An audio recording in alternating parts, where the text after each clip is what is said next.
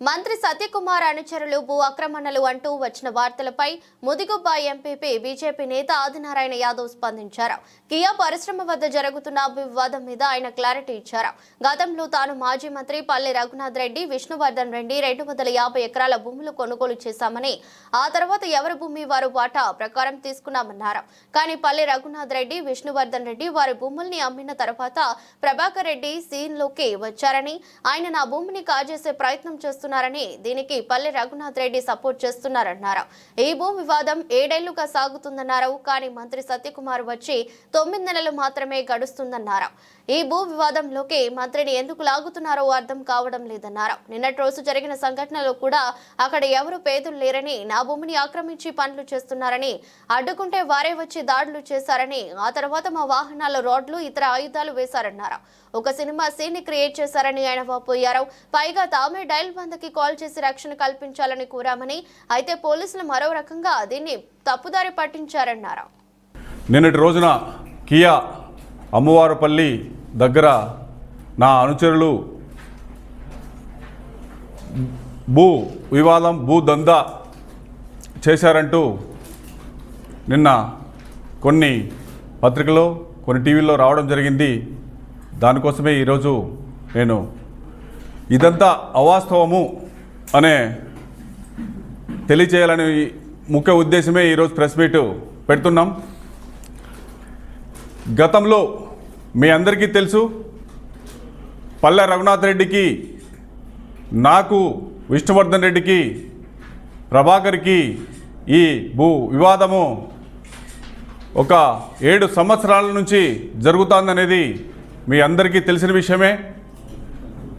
ఏదో మేము పోయి పేదల భూముల్లో కబ్జాలు చేస్తున్నామంటూ నిన్న అడావుడి చేయడం జరిగింది. అక్కడ అసలు పేదలు ఎవరున్నారు అందరికీ తెలిసిన విషయమే. పార్ట్నర్స్ మధ్య భూ వివాదం ఉందనేది అందరికీ తెలిసిన విషయం. దాంట్లో నిన్న ఆ భూమికి సంబంధించి డాక్యుమెంట్ మా మిస్సెస్ పేరుతో క్లియర్గా ఉంది. ఇది నా భూమిలో ఆ రోజు ఏదైతే మేము గతంలో మేమంతా పార్ట్నర్స్ పల్లె రఘునాథ్ రెడ్డి, నేను అందరూ కలిసి 250 ఎకరాల భూమిని కొనుగోలు చేయడం జరిగింది. దాంట్లో మేమందరం కలిసి భాగాలు వేసుకోవడం జరిగింది. ఎవరెవరు భాగాలు వాళ్ళు పంచుకోవడం జరిగింది. దాంట్లో భాగంగానే ఈ రిజిస్ట్రేషన్ పత్రాలన్నీ ఇవి. నా భూమి కాజేయాలనే ఉద్దేశంతోనే అతను చాలా రోజుల నుంచి కూడా దౌర్జన్యం చేసుకుంటూ, తప్పుడు ప్రచారాలు చేస్తూ నా మీద ఆ భూమి ఎట్లా తిరిగి చేజిక్కించుకోవాలనే ఉద్దేశంతో అతను ఇన్ని కుట్రలు కాదు, అదే తరహాలో నిన్న ఒక సినిమాలో ఏదైతే సీన్లు క్రియేట్ చేస్తారో అలాగా క్రియేట్ చేయడం జరిగింది. నా భూమిలో ప్రీకాస్ట్ వాళ్ళు కడుతుంటే మా పిల్లలు పోయి ఇదేం పద్ధతి, మా భూమి సొంత భూమిలో మీరు ఎందుకు కడుతున్నారని చెప్పి అడిగితే వాళ్ళ పల్లె అనుచరులు వచ్చి మా వారి మీద దౌర్జన్యం చేసి మా వాళ్ళను కొడితే మా వాళ్ళు భయపడి 100 డైల్ చేయడం జరిగింది. 100 డైల్ చేస్తే అంటే అప్పటికి ఎవరు నిజమైన అక్కడ దౌర్జన్యానికి వచ్చారు, నిజమైన కొట్టేకి వచ్చారని చెప్పేసి మీరు తెలుసుకోవాలి. 100 డైల్ చేసిన తర్వాత నేను కూడా సిఏ గారికి ఫోన్ చేయడం జరిగింది. మీరే తెప్పించుకోండి కావాలంటే 72072667 నుంచి 100 డైల్ చేయడం జరిగింది. చేస్తే పోలీసు వారు రావడము, వచ్చిందనే మా పిల్లలను నలుగురుంటే వాళ్ళ దగ్గర సెల్ ఫోన్లని తీసుకొని ఆ కార్లోకి రాడ్లేసి ఎస్ఐకి, సార్ కారులో రాడ్లు ఉన్నాయని చెప్పి చూపించి పట్టడం జరిగింది.